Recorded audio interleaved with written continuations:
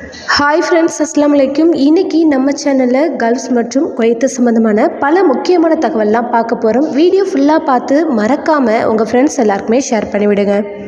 குவைத்தில் இருக்கிற வெளிநாட்டவர்களை குறிவைக்கிற விதமாக அங்கே இருக்கிற ஒரு 4 முக்கிய கொள்ளையர்களை உள்துறை அமைச்சகம் கைது செஞ்சுருக்கிறாங்க. காரணம், வழிப்பறி செய்கிறது, கொள்ளை போன்ற செயல்களில் ஈடுபட்ட காரணத்தினால அவர்களை கைது செஞ்சு அவங்கள்ட்ட இருக்கிற பொருள்களையும் ஆயுதங்களையும் பறிமுதல் செய்யப்பட்டிருக்கிறதா தகவல் வெளியாகிருக்கு. மேலும் இது சம்பந்தமான நடவடிக்கை எடுக்கப்படும் அப்படின்னு தெரிவிச்சிருக்கிறாங்க. அடுத்த முக்கியமான தகவல் என்னன்னு பார்த்தீங்கன்னா, சமீபத்தில் துபாயிலேருந்து மும்பைக்கு இணைக்கும் நீருக்கடியில் ரயில் பாதை அமைக்கிற லட்சிய திட்டம் ஒன்று பண்ணியிருந்தாங்க. இந்திய ஊடகங்களில் பரவலாக இந்த செய்தி பரவிட்டு வந்த நிலையில் இப்போ இதோட நிலைமை எப்படி இருக்குது அப்படிங்கிறத நம்ம தெரிஞ்சுக்கலாம்.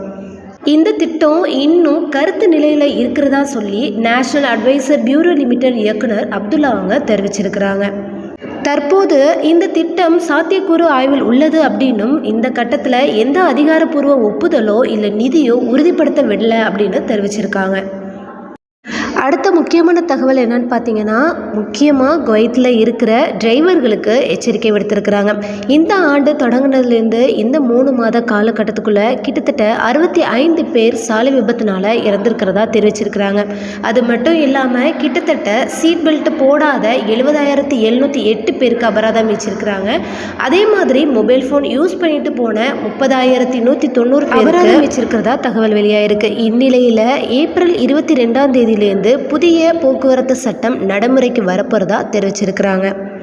இதில் சீட் பெல்ட் போடாமல் டிரைவ் பண்ணாங்க அப்படின்னா 30 குவைத் தினாரும், மொபைல் ஃபோன் யூஸ் பண்ணிவிட்டு டிரைவ் பண்ணாங்க அப்படின்னா 75 குவைத் தினாரும், ரெட் லைட்டை கிராஸ் பண்ணி போனாங்க அப்படின்னா 150 குவைத் தினார் அப்படின்னும் தகவலில் வெளியாயிருக்கு. அடுத்ததாக குவைத்தில் இருக்கிற எண்ணெய் தொழிற்சாலையில் குழாய் வெடித்த காரணத்தினால இந்தியாவை சேர்ந்த ஒருவர், அதாவது இந்தியர் மரணம் அடைஞ்சிருக்கிறாரு அப்படின்னு தகவல் வெளியாயிருக்கு.